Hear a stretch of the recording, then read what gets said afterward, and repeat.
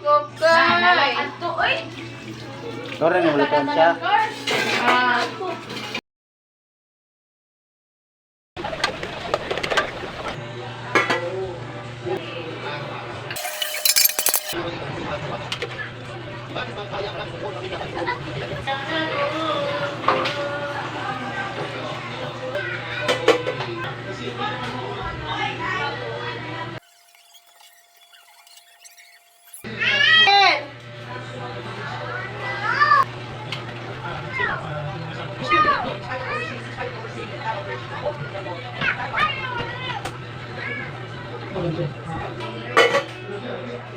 The order from Sir is to deliver him to the team that will deliver him to the Hague. Sino team na yun? Yung order ko is for me to deliver him to the 50th wing and deliver him to the team. Okay, si Sandro sa 50th wing. Ngayon, pinilit mo siyang ilabas. Nakita ko pa yung matanda, humawak sa lamisa.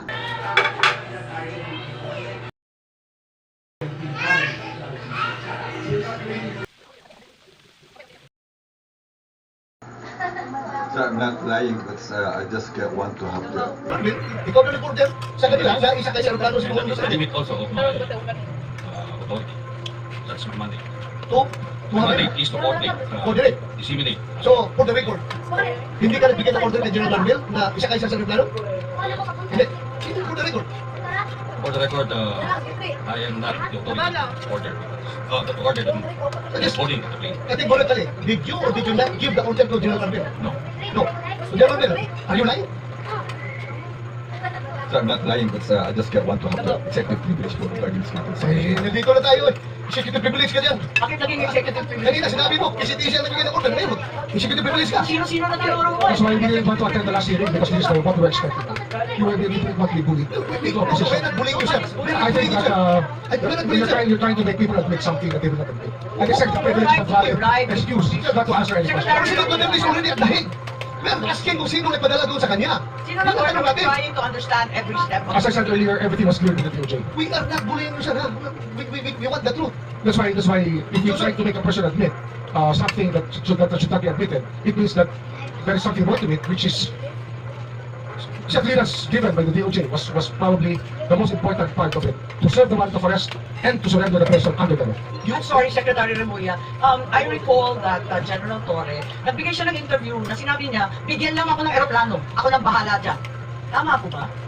Yung nabasa ko, na sinabi niyo, ako nang bahala kung bigyan ako ng eroplano. Nabasa po namin sa media, fake news po ba yun o hindi? General Torre, Please panoorin ninyo, nandyan. Arrest him, bring him to the Hague, yun lang. Pakilala ko pa ang General Torre.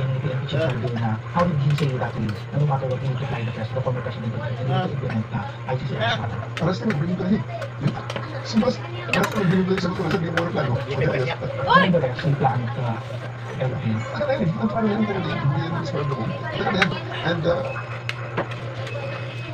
nagkakaroon na talagang yan. The opportunity arose. So Secretary Remulla, nagpa-interview na si General Torre. We're not bullying him. He voluntarily gave this interview. And like many of our countrymen, napanood namin. Sinabi, giving clearance. Ano natin ito? na, Well, ang tinatanong ko is